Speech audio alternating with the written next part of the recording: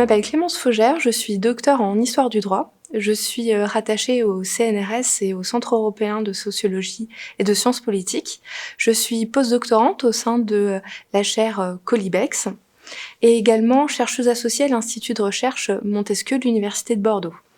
Mes travaux relatifs à la liberté d'expression se concentrent sur le contentieux de cette liberté d'expression dans une approche juridique, historique et également comparatiste entre la France et le Québec.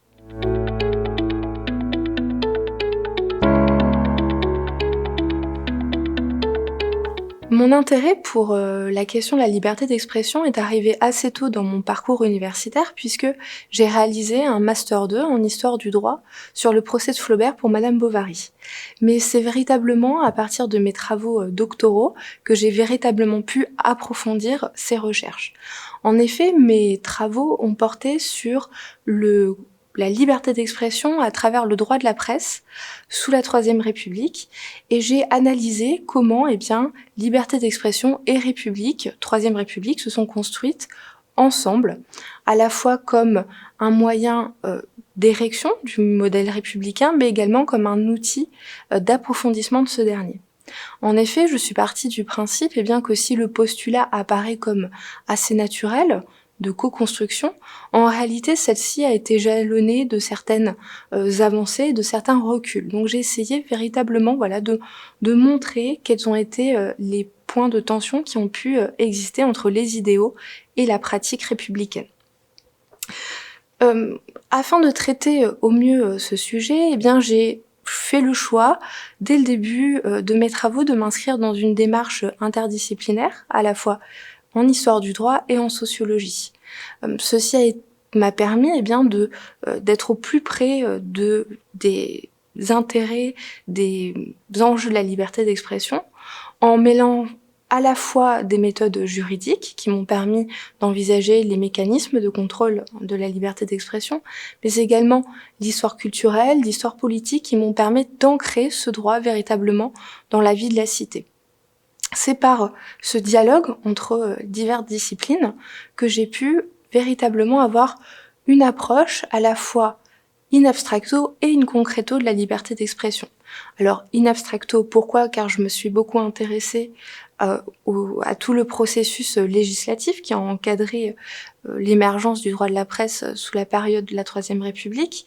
Et puis, in concreto, car j'ai fait une analyse approfondie de l'ensemble de la jurisprudence qui a été rendue dans ce domaine. Et donc, c'est par une dialectique entre ces deux approches que j'ai pu essayer de démontrer en tout cas, que le droit de l'imprimé a été à la fois un moyen d'établir la République, mais également de l'approfondir.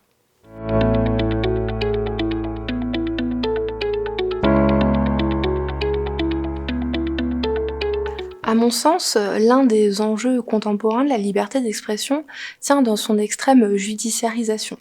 Donc une judiciarisation qui vient au soutien de la liberté d'expression, puisque ce droit fondamental est reconnu à la fois à travers les textes nationaux, mais également à travers les textes internationaux, qui lui permettent d'avoir un véritable socle juridique.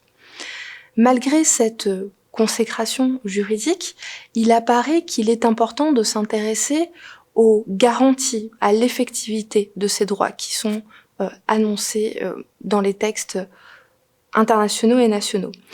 Par garantie, je pense à toutes les questions notamment de procédure, à toutes ces garanties qui vont permettre au procès d'être équitable.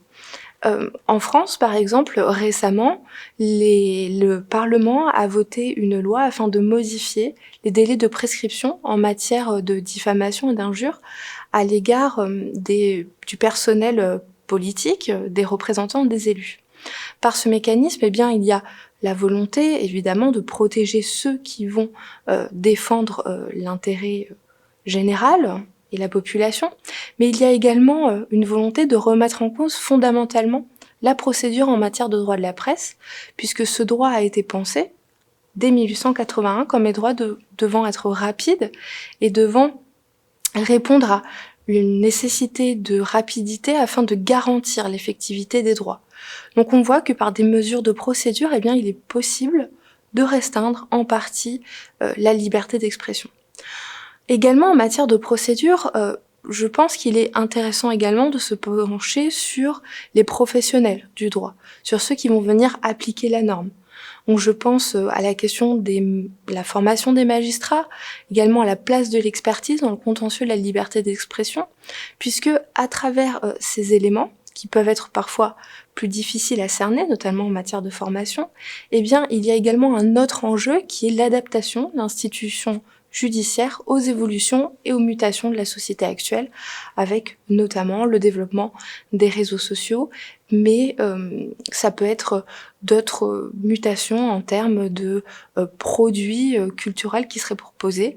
Et donc le grand enjeu est de savoir comment les magistrats, comment les professionnels de la justice vont réussir à adopter une position qui soit en conformité avec ces évolutions de la société.